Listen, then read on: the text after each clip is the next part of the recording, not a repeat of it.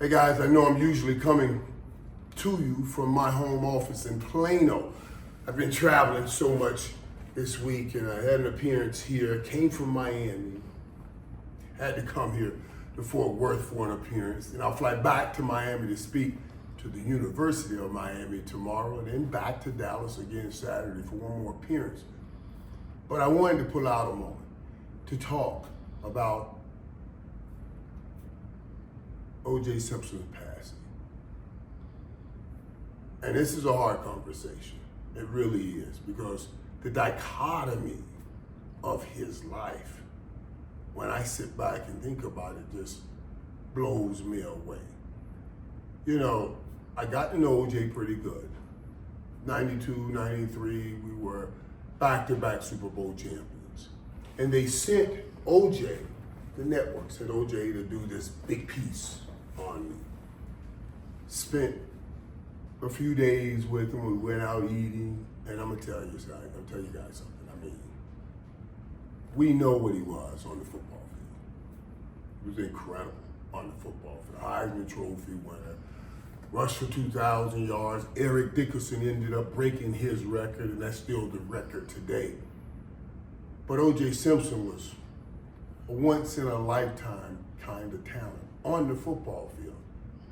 And if I'm totally honest with you, and that's all I will ever be, I'm gonna tell you something. He was a once-in-a-lifetime talent in broadcasting. When he came and spent a few days with me, we went out eating, and he was just trying to learn about who I am to take it to the air. I remember us going out, and as I saw people coming up to him, first I was blown away, because I was like, wait a minute, stop. I'm the back-to-back champion. But everybody ran up, O.J. I mean, everybody.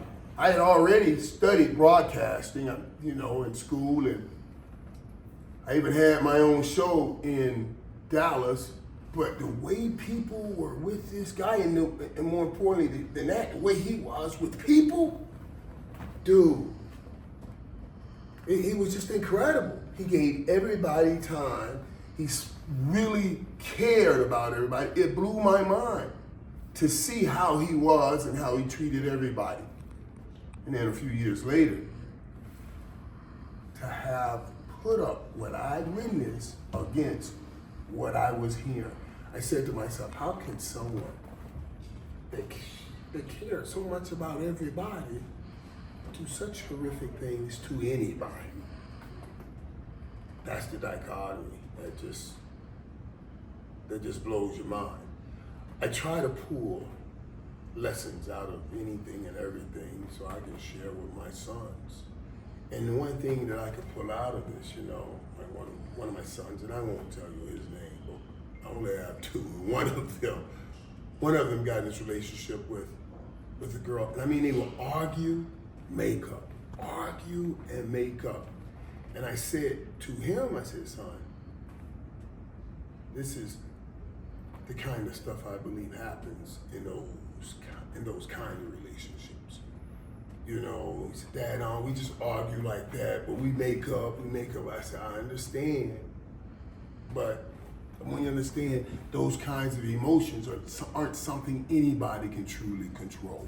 If I said something right now that was funny, it's not a decision. Like, you don't start looking around and say, I think that was funny. You know what? I think I should laugh. No, you just laugh. If I said something that really hurt your feelings, it's not a decision. If you think I should cry, no, that hurt your feelings. That hurt your feelings. I think we should cry. No, you just cry. And at certain moments, you can lose yourself emotionally and do things that you say, oh my God, did I do this? We gotta try to pull something out of everything so we can hand it to the next person. And that's what I pulled out of all of that.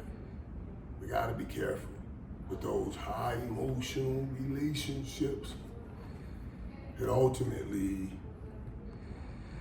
ends up in some kind of crime or passion.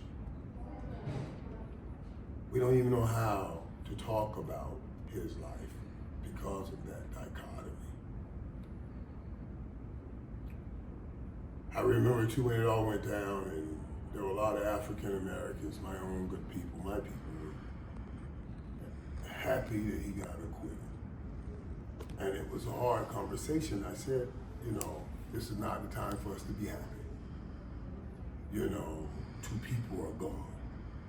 So I was trying to explain and not blame. I understand all the problems that we have had in the court system, but this was not the time to try to say anything.